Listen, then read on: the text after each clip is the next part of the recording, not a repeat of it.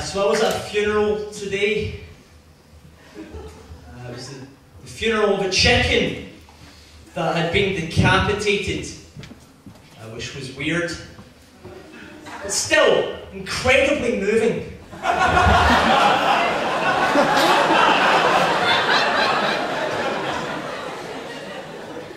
Some people say that Robert Mugabe is a terrible dictator, but I used to be his secretary and he was always very articulate.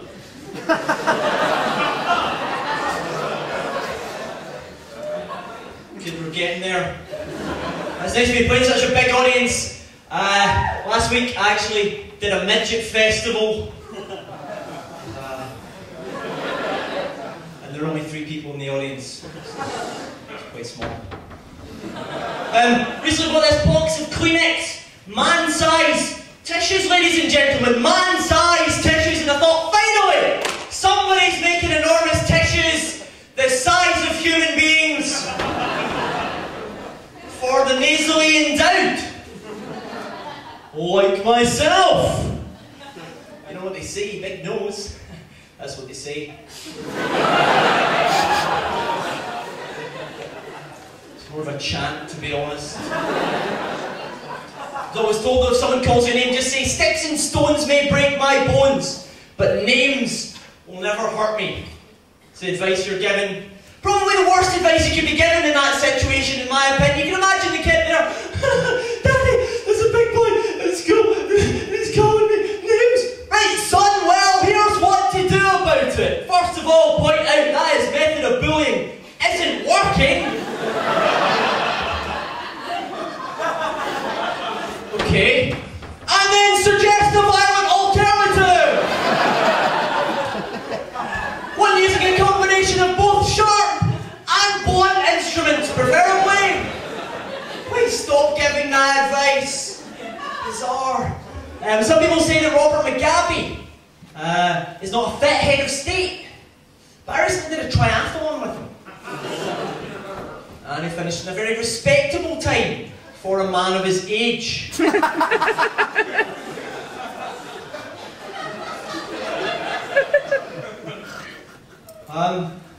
Something top. I noticed recently, the other day, that Liverpool Football Club might be being bought over by the Chinese government.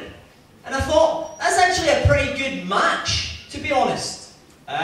Because as we know, Liverpool's motto is "you'll never walk alone." And I thought, well, not only is that good advice for anyone travelling to Liverpool, and true if you happen to visit China. It's quite a lot of them, isn't there? It's quite a few. That requires some knowledge of geography, but that's fine. I'm hoping there's a good grounding in that tonight. But also, you'll never walk alone. It would also make an awesome Scouse Chinese cookery programme.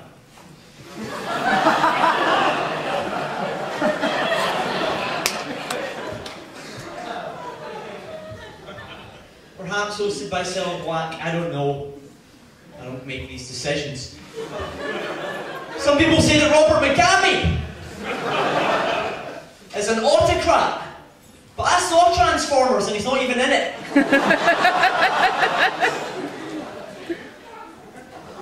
How many bankers does it take to change a light bulb? 2, it takes 1 to take down the broken light bulb and collect it together with many other broken light bulbs, collateralizing it into a sort of light bulb-backed security, which can freely trade with other financial institutions, you know, garnering substantial profits for his parent company and earning himself a lucrative 6-figure sum bonus in the process. But then a couple of months later, people realised that these light bulbs were in fact broken. And this affects confidence within the lighting industry, which feeds through into the wider economy, slowing growth to a halt and raising poverty and unemployment to unprecedented levels. And another one to hold the ladder.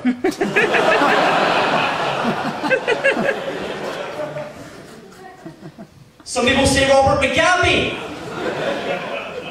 uses fear to retain power. But I saw him set up an electric circuit and he used a capacitor.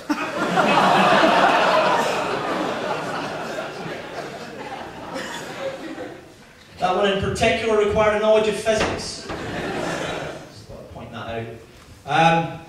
Well, that's pretty much me. People always say you should end on a high note.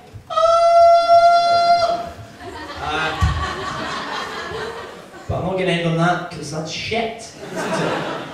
I like to do some sort of frequently asked questions at the end of a set. When you start doing comedy or people see you, you tend to ask me the same questions again and again. You get asked, what's the weirdest heckle you've ever had? People often ask you as well, what type of comedy is it that you do if they haven't seen you? And also people tend to ask why. Why did you start doing stand-up? And for me those three are all interlinked. The weirdest heckle that I ever had, I've had it twice actually, both in Glasgow, where after one of my jokes, a man at the back of the bar has stood up, and you may be able to guess which one, a man at the back of the bar has stood up and shouted, "Who the fuck is Robert McGabby?"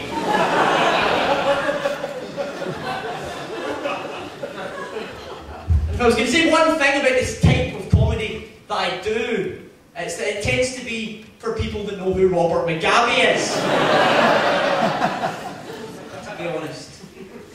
And as for why, well, I thought I could use humour as a means of sort of pointing out oppression in countries like Zimbabwe, and that maybe I could use humour positively rather than force. Maybe in some way, you know, doing jokes about this would maybe eventually lead to, you know, the ridicule of the leaders like Mugabe, corrupt leaders, and maybe they'd be removed eventually. You know, I'd have something positive to do in that. But then I realised that if I did manage to achieve that, I'd have to write some new jokes. And I can't really be bothered with that, to be honest. So that's why I directly fund the Zimbabwean government. I'm going to be doing a collection at the end for the ZANU-PF. On the way out, if you could please give generously, it'd be greatly appreciated. Save me having to write any more jokes. Thanks a lot, I've been Matt.